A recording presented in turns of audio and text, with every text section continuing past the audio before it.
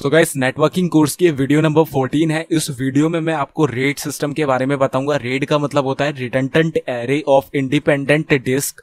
इस वीडियो में मैं आपको रेड का पूरा कॉन्सेप्ट क्लियर कर दूंगा। पैरिटी क्या होती है, मिररिंग क्या होती है, सब कुछ यहाँ पे क्लियर कर दूंगा। इसी के साथ साथ रेड 0, रेड 1, रेड 2, रेड 3, 4, 5 और 10 इनके एग्जाम्पल और कैसे ये डिजाइन है, पूरी इंफॉर्मेशन इस वीडियो में मैं आपको देने वाला हूं। इस वीडियो को देखने के बाद आपके मन में रेड के लिए कोई भी डाउट, कोई भी कंफ्यूजन नहीं रह जाएगा। इस बात को मैं आपको प्रोत्साहन देता हूं, इस बात की मैं आपको गारंटी देता हूं। तो गाइस इस वीडियो को पूरा देख लेना अगर आप रेड के बारे में एक अच्छा इन्फॉर्मेशन ओवरव्यू चाहते हो। और यहाँ पे मैं आपको एक प्रैक्टिकल भी करके दिखाऊंगा जो कि विंडोज में हम रेड कैसे बना सकते हैं। सो गाइस अब बिना ज्यादा टाइम वेस्ट करे लेट्स स्टार्ट द वीडियो।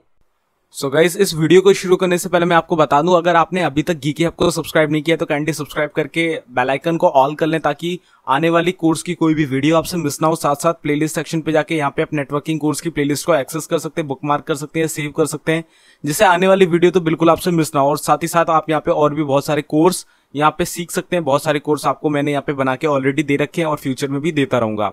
तो अब बिना ज्यादा टाइम वेस्ट करें चलते हैं अपनी वीडियो की तरफ और जानते हैं डिफरेंट टाइप्स ऑफ नेटवर्क के बारे में।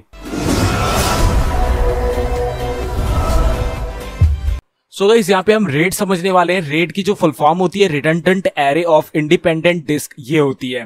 तो ये होता क्या है एक्चुअली मैं आपको यहाँ पे बता देता हूँ। जो रेड होता है, रेड और redundant array of independent disk is a technique which makes use a combination of multiple disk instead of using a single disk for increase performance, data redundancy और बोथ। अब डाटा रिडंडेंसी क्या होता है मैं आगे बताता हूं, लेकिन अभी आप ये समझ लो कि जो आपका रेड सिस्टम होता है वो एक्चुअल में एक ऐसा सिस्टम होता है जहां पे आप एक हार्ड ड्राइव को एज अ बैकअप लगाते हो किसी दूसरी हार्ड ड्राइव का।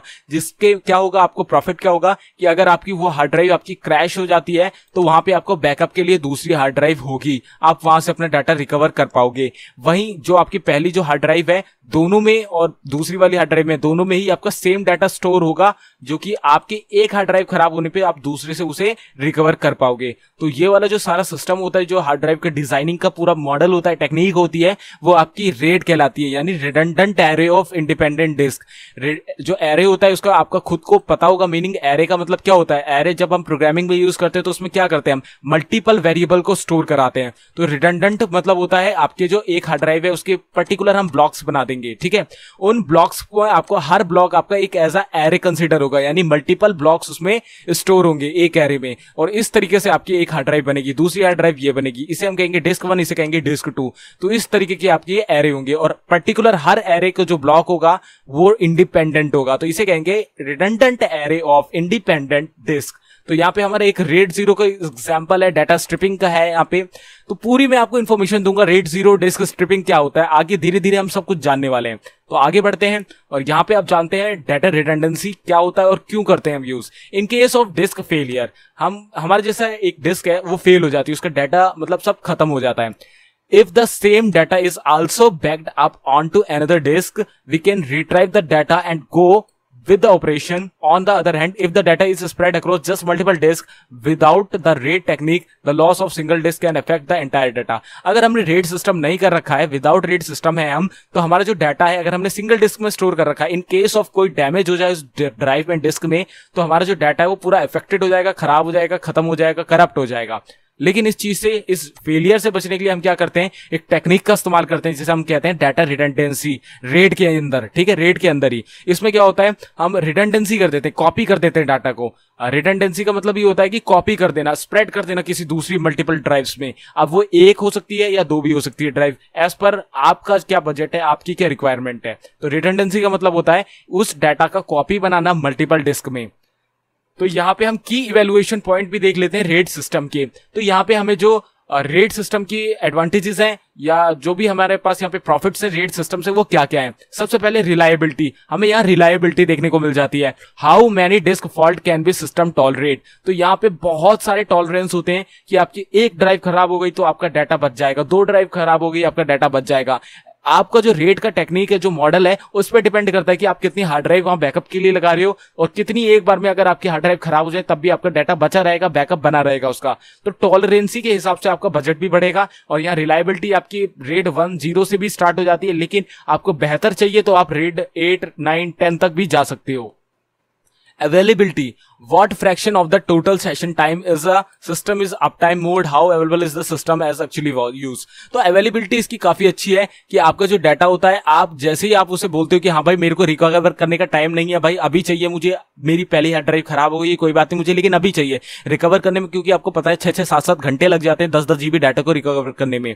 तो उस चीज से बचने के लिए अवेलेबिलिटी भी इसकी बहुत ज्यादा है, क्योंकि हमारे पास दूसरी ड्राइव है, बैकअप है, हम क्यों रूट फाइल्स पे जा जाके उसे रिकवर करें, हम डायरेक्ट क्या करेंगे, हम दूसरी ड्राइव से उस डाटा को निकाल लेंगे। तो इसमें अवेलेबिलिटी बिल्कुल बहुत ज्यादा है, हमें रिकवर करने में कोई टाइम नहीं लगाना। अगर हमारा डाटा डिलीट भी हो जाता है या हमारी करप्ट हो जाती है एक हार्ड ड्राइव, तो उससे कोई भी दिक्कत नहीं है, अवेलेबिलिटी बिल्कुल परफेक्ट है। यहाँ पे परफॉर्मेंस, अब परफॉर्मेंस इसमें बहुत ज्यादा मैटर करती है, क्योंकि परफॉर्मेंस है तभी आपका जो काम है वो बहुत जल्दी हो पाएगा। तो इसकी परफॉर्मेंस कैसी है गाइस? प्रोसेसिंग रेट इसका बहुत अच्छा होता है। अगर आपने अपने जिस सर्वर में रेट सिस्टम लगा रखा है, जहां पे भी रेट सिस्टम लगा रखा है, अगर आप SSD यूज कर रहे हो तो सेम SSD वाली स्पीड आपको मिलेगी, हार्ड ड्राइव यूज कर रहे हो हार्ड ड्राइव वाली स्पीड मिलेगी। तो इसमें ऐसा कुछ नहीं है कि आपको जो डाटा है वो KB की फॉर्म में आपको मिलेगा, ऐसा कुछ नहीं है। जितने आपकी स्पीड मैक्सिमम दे सकती है आपकी ड्राइव डिस्क, वो आपको मिलेगी।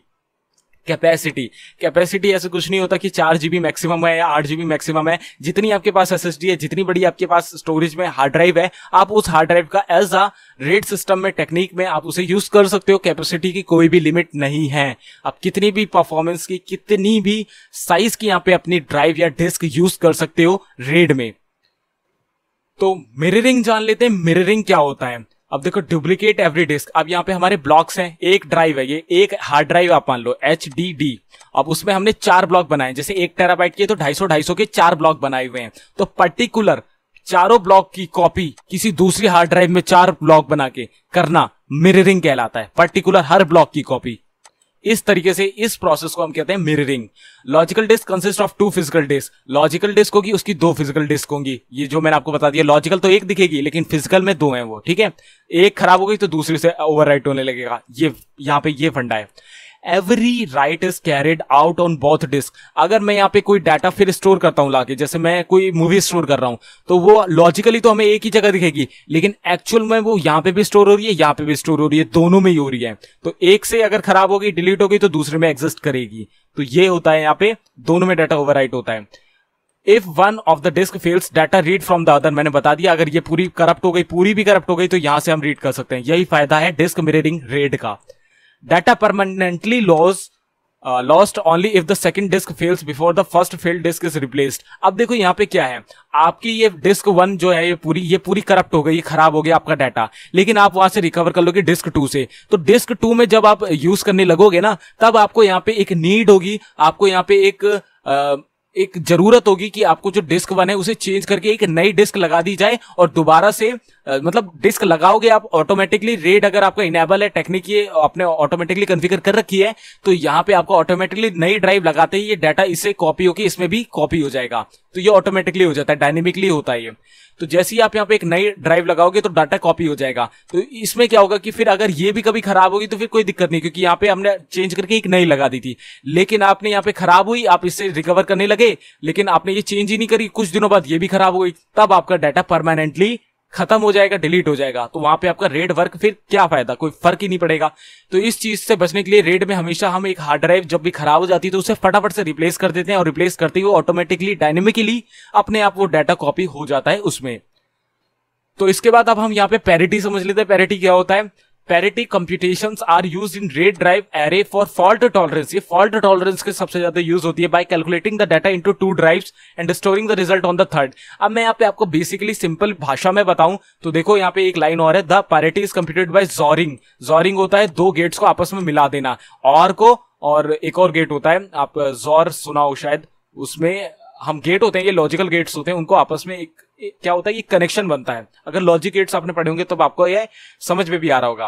A bit from drive 1 with a bit from drive 2 and storing the result on drive 3। अब पैरिटी बेसिकली क्या है आपकी, ये देखो, ये एक डिस्क 1 है जिसमें A1 डाटा स्टोर है, एक ब्लॉक में, एक में B1 स्टोर है, एक में C1 स्टोर है, एक में D1 स्टोर है। वहीं आपका दूसरी यहाँ पे ड्राइव है जिसमें A2, B2, C2, C और D2 ये सब स्टोर है। इसके बाद आपकी तीसरी हार्ड ड्राइव है, उसमें भी A3, B3, C3, D3 store है। अब मैं यहाँ पे आपको क्या बता रहा हूँ, जस्ट लाइक आपके पास एक मूवीज का फोल्डर है, और मूवीज का फोल्डर है आपका A नाम का। तो A में आपकी है 3 मूवीज, तो एक मूवी आपकी डिस्क 1 में स्टोर है, एक मूवी आपकी डिस्क 2 में स्टोर है, एक मूवी आपकी डिस्क 3 में स्टोर है। वहीं आपके पास दूसरा फोल्डर है गेम्स का। गेम्स में आपके पास 3 गेम्स है। कौन कौन से हैं? GTA 3, 4 और 5। तो 3 आपका B1 में स्टोर है और 4 आपका B2 में और 5 आपका B3 में।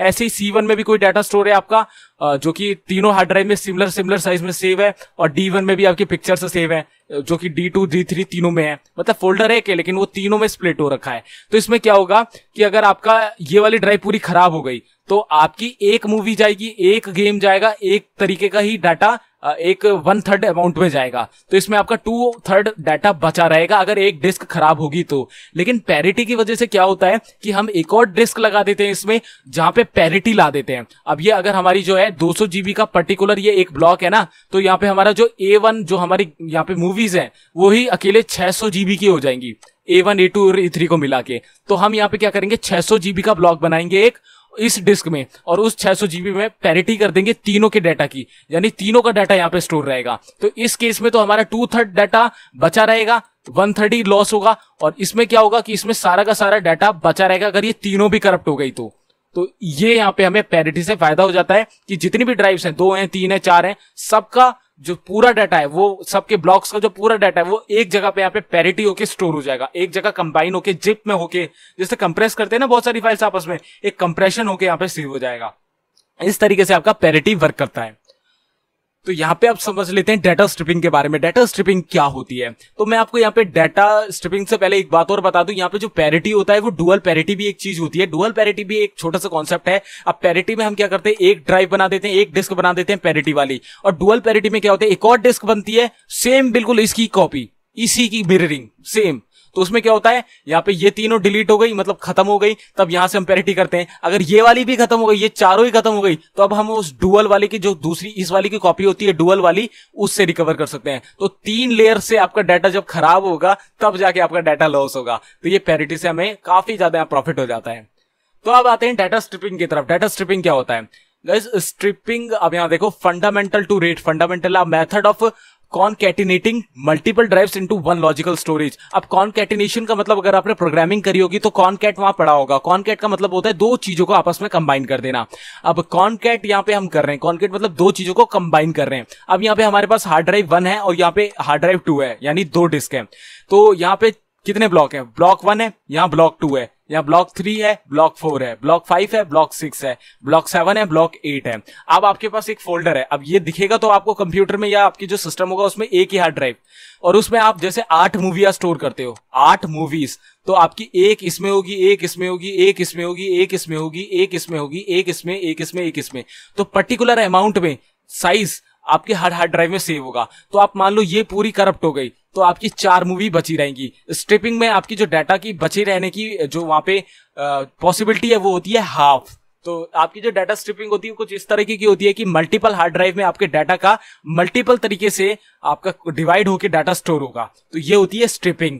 तो इसमें स्प्लिट होते देखो बिट और बाइट अक्रॉस मल्टीपल डिस्क में इसे यूज करा जाता है। An array of 8 disk write bit each disk, मतलब वही वो होता है कि हर ड्राइव पे, जैसे 2 ड्राइव है यहाँ पे, एक एरी, तो आपका डाटा आधा इसमें स्टोर होगा, आधा इसमें होगा। तो उस केस में जब ये पूरी करप्ट हो जाएगी तो आधा डाटा आपका बचा रहेगा। Sectors are 8 time the normal size. तो यहाँ पे 8 टाइम्स इसके सेक्टर्स होते हैं, यहाँ पे दिखा दिया मैंने आपको, 4 ब्लॉक बनते हैं। 8 टाइम्स द एक्सेस रेट भी काफी हाई होता है। Similarly for blocking of file, block level striping. तो ब्लॉक लेवल स्ट्रिपिंग कहते हैं इसे। अब एक्चुअल में सिर्फ आप इतना समझ लो, स्ट्रिपिंग क्या होती है कि आपका डाटा मल्टीपल ड्राइव्स में आप उसका वो बनाते हो कि आधा डाटा इसमें होगा, आधा इसमें होगा, आधा इसमें होगा, तो एक लूज हो जाएगी तो कोई बात नहीं, हम उसकी पैरिटी अगर बना के रखेंगे तो पैरिटी से सिर्फ उतना ही डाटा हमें रिकवर करना पड़ेगा। तो एक बहुत बड़ा फायदा हो जाता है हमें डाटा स्ट्रिपिंग से। तो अब यहाँ पे हम पढ़ लेते हैं रेड लेवल्स के बारे में। अब रेड लेवल्स क्या होते हैं? जैसे रेड लेवल आपने सुना होगा, रेड 0 है, रेड 4 है, रेड 5 है। तो अगर मैं आपको बताऊं सबसे ज्यादा आज की डेट में यूज होने वाला रेड लेवल कौन सा है, तो आप रेड 5 को आंख बंद करके समझ लो कि सबसे ज्यादा यूज होने वाला इस टाइम पे रेड का जो लेवल है वो रेड 5 है। Data distributed across the array of disk drive. सभी रेड के लेवल्स में एरेज होते हैं डिस्क के, उसी में स्टोर होता है। ठीक है, एरे से मेरा मतलब है blocks. Redundant disk capacity is used to store parity information. Parity मैंने आपको बताई, पूरे के पूरे हार्ड ड्राइव का ऐसा बैकअप बन जाता है, मतलब हर एक जितनी भी ड्राइव है सबका एक ड्राइव में बैकअप बन जाता है। Which guarantees data recoverability in case of disk failure, सभी डिस्क करप्ट हो जाए तब भी पैरिटी से हम कर सकते हैं recover. Levels decided across two schemas to provide redundancy at lower cost by using striping and parity bits. तो यहाँ पे लेवल्स होते हैं, लेवल के हिसाब से वहाँ पैरिटी यूज होती है, स्ट्रिपिंग यूज होती है, रिडंडेंसी यूज होती है। एज पर बजट वहाँ कॉस्ट भी देखी जाती है, कॉस्ट के हिसाब से हम लेवल देखते हैं। Different cost performance trade offs, यहाँ पे डिफरेंट कॉस्ट की होती है सारे लेवल। 0 आपकी सबसे कम कॉस्ट करेगा, 1 थोड़ी ज्यादा करेगा, 2 ज्यादा करेगा, 3 ज्यादा, 4 ज्यादा, 5 ऑब्वियसली ज्यादा। तो इस तरीके से कॉस्ट पे ये डिनाई करते हैं कि आपकी कॉस्ट कितनी है, बजट कितना, उस हिसाब से आपको रेट के लेवल लेने हैं। तो यहाँ पे हम देखते हैं रेट 0 के बारे में। अब ये रेट 0 कैसा है, तो गाइस रेट 0 आप यहाँ पे देखो, डायग्राम भी देख सकते हो। डायग्राम में क्या है कि आपके यहाँ पे एक डिस्क है, 1 2 3 4, यहाँ पे 4 हमारी डिस्क है। 4 में हमने क्या किया है, 2 ब्लॉक तो अभी खाली है, 2 ब्लॉक के बारे में अभी भूल जाओ। आप यहाँ मान लो कि 2 ब्लॉक है सब में, ठीक है। इन 2 ब्लॉक में जो आपका डाटा है, जैसे 8 मूवी वाला डाटा था, तो 8 मूवी में आपका लॉजिकली तो आपको एक ही ड्राइव दिखेगी कंप्यूटर में, लेकिन होता क्या है एक्चुअल में, एक ड्राइव यहाँ है, मतलब एक मूवी यहाँ पे, एक यहाँ पे, एक यहाँ पे, आपका डाटा 8 टाइम डिवाइड होगा और पर्टिकुलर अमाउंट में 7 और 8 ड्राइव में वो स्टोर हो जाएगा। तो इन केस ऑफ इसके फेलियर में तो आपका क्या होगा, आपकी पहली और 5वीं नंबर की मूवी डिलीट हो जाएगी, आपकी टोटल 8 में से 6 बची रहेंगी। तो ये फायदा हो जाता है हमें रेट 0 से। लेकिन यहाँ पे क्या है, यहाँ पे आपका 25% डाटा लूज हो जाता है अगर आपकी कोई ड्राइव वहां पे फेल होती है तो 25 अगर आपके लिए ज्यादा अमाउंट का डाटा है, अगर आप 4 सिस्टम लगाते हो इस तरीके से, तब अगर आप 2 ही पैरिटी में लगाते हो, मतलब पैरिटी नहीं लगाते हो, आप सिर्फ 2 ही लगाते हो रेट 0 में सिस्टम, जिसमें आप ऐसे कैटेगराइजेशन करते हो, तब आपका 50% डाटा वहां पे डिलीट हो जाता है। आप 3 ड्राइव लगाते हो तब आपका वहां पे 66% डाटा बचा रहता है और 33 वहां पे डिलीट हो जाता है। तो जितनी आपकी यहाँ पे डिस्क ज्यादा होंगी उतना आपका वहां पे खतरा भी ज्यादा होगा कि मल्टीपल ड्राइव भी खराब हो सकती हैं। लेकिन वहां पे अगर एक सिंगल ड्राइव खराब हो रही है तो वहां पे अप्रोक्सीमेटली उसके हिसाब से आप डिवाइड कर सकते हो कि कितना आपको वहां पे फॉल्ट का चांस है या कितनी प्रोबेबिलिटी है। Data split across in drives resulting, ये मैंने आपको पूरी इन्फॉर्मेशन दी है। रेट 0 के बारे में आप समझ सकते हो लॉजिकली भी, और यहाँ पे आपको डायग्राम भी दिख रहा है। तो यहाँ पे अगर 4 ड्राइव है तो आपका कितना डाटा डिलीट हो सकता है, मतलब एक ड्राइव फेलियर पे आपका 25% आपका डाटा यहाँ पे लूज हो सकता है एक बार में। अगर आपकी 3 ड्राइव है तो आपका 33% डाटा यहाँ पे एक बार में लूज हो सकता है। अगर आपने सिर्फ 2 ही लगा रखी है तो 50%, और अगर आपने यहाँ पे कितनी 6 लगा रखी है तो 6 में अगर एक खराब होगी तो कितना आपको वहां पे नुकसान हो सकता है, 12.5%। तो इस हिसाब से आप समझ सकते हो कि कितना यहाँ पे मुझे नुकसान हो सकता है, ठीक है।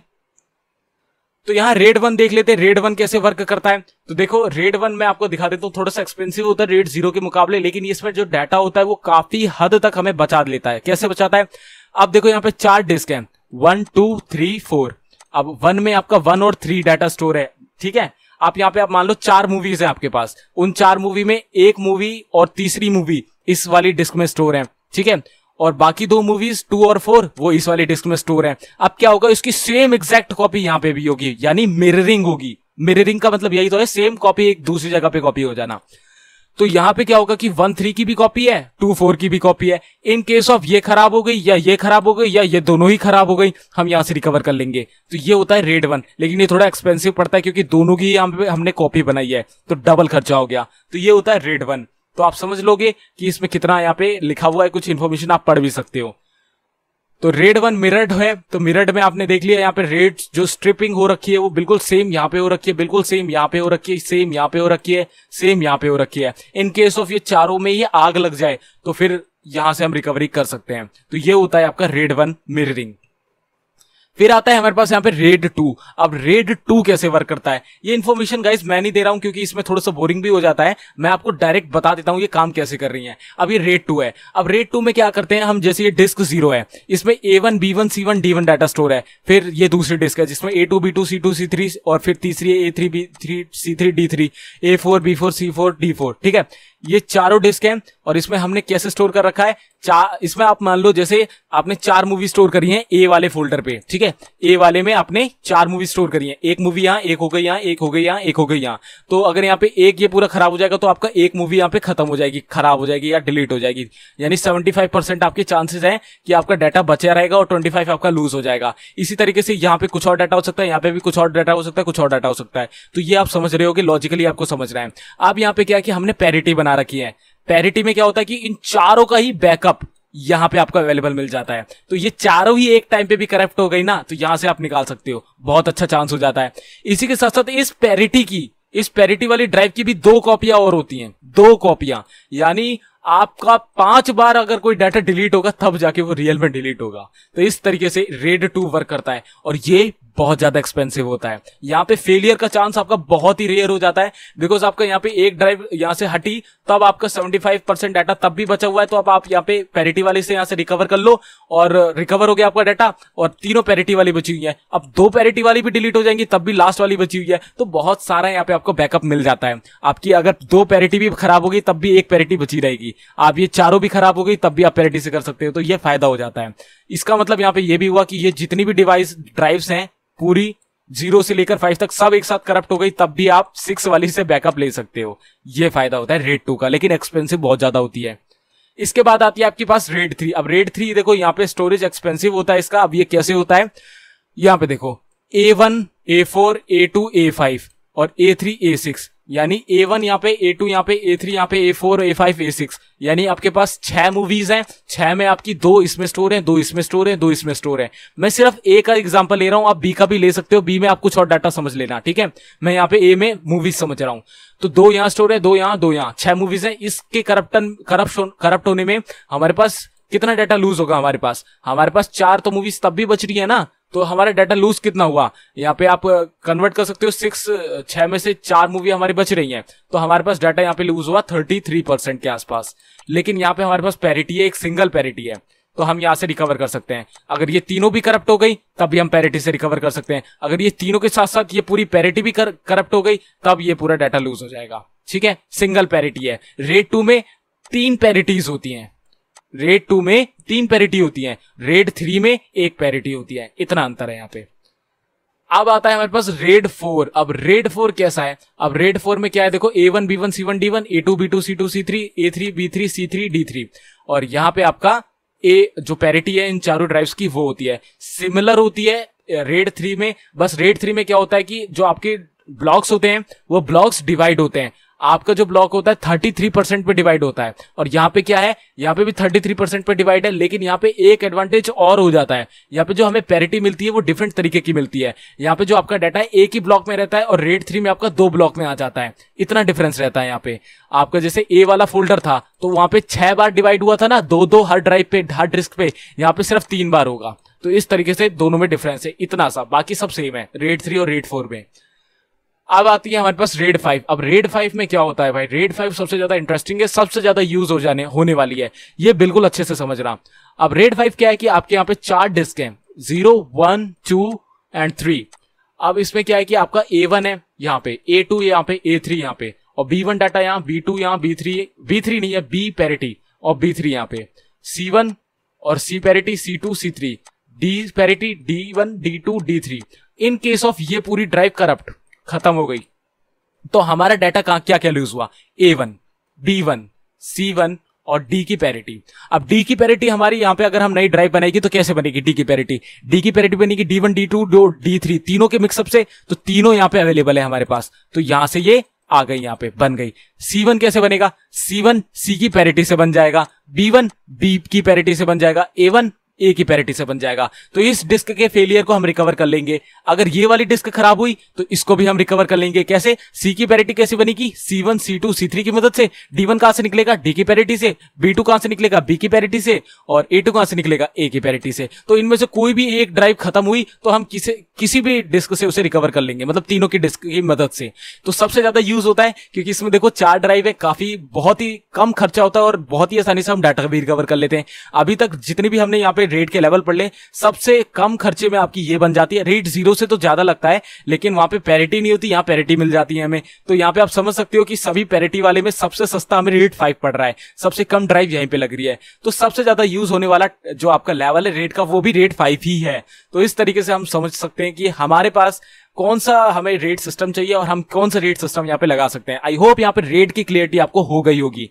तो अब मैं यहाँ पे आपको RAID 10 के बारे में बता देता हूं, यानी नेस्टेड RAIDs के बारे में। नेस्टेड RAID मतलब मल्टीपल 2 रेट्स को आपस में हाइब्रिड करके एक सिंगल रेट बना देना। तो यहाँ पे जो रेट 10 होता है वो कुछ भी नहीं होता, वो रेट 1 और रेट 0 का मिक्सअप होता है। तो ये रेट 1 है और ये रेट 1 है, तो इसको मिक्स कर दोगे तो आपका रेट 10 मिल जाएगा।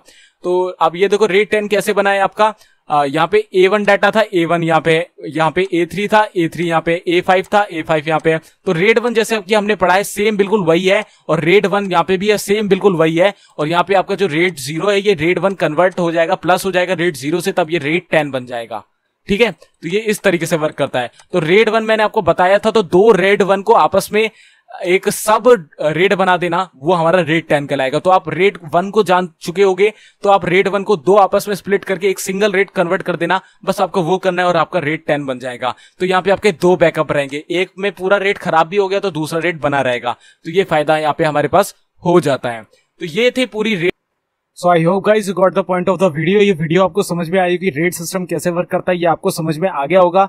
सो गाइस आज की इस वीडियो में इतना ही। RAID 0, RAID 1, RAID 2, RAID 3, RAID 4, RAID 5, RAID 10 पूरा मैंने आपको यहाँ पे इन्फॉर्मेशन दे दी है। रेट कैसे वर्क करती है, रेट क्या क्यों यूज करते हैं। तो गाइस इसका सबसे ज्यादा यूज हमारा सर्वर में होता है, ताकि हमारा जो डाटा है वो डिलीट हो जाने पर या किसी भी केस में हार्ड ड्राइव ही करप्ट हो जाने पर हम कैसे रिकवर कर सकते हैं। तो सारी इन्फॉर्मेशन यहाँ रेट के बारे में मैंने आपको दे दी। आई होप आपको समझ में आई होगी। सो गाइस इससे रिलेटेड कोई भी क्वेश्चन हो, क्वेरी हो तो नीचे कमेंट करके मेरे से आप पूछ सकते हो। इस वीडियो से थोड़ी सी भी नॉलेज मिली है तो लाइक कर देना इस वीडियो को, साथ साथ इस कोर्स को शेयर करना चाहो शेयर कर सकते हो। इस कोर्स की प्लेलिस्ट एक्सेस नहीं करी तो लिंक नीचे डिस्क्रिप्शन पे पूरा कोर्स एक्सेस करो, शुरू से लेके देखो, ताकि नेटवर्किंग में एक्सपर्ट बन जाओ। सो गाइस मैं मिलता हूं आपसे अगली वीडियो में, जहां मैं आपको नेटवर्क एड्रेस ट्रांसलेशन के बारे में बताऊंगा, यानी नेट के बारे में बताऊंगा। बहुत ही अच्छी वीडियो होने वाली है। तो गाइस मैं मिलता हूं आपसे उस वीडियो में, तब तक के लिए goodbye, take care, stay healthy and जय हिंद।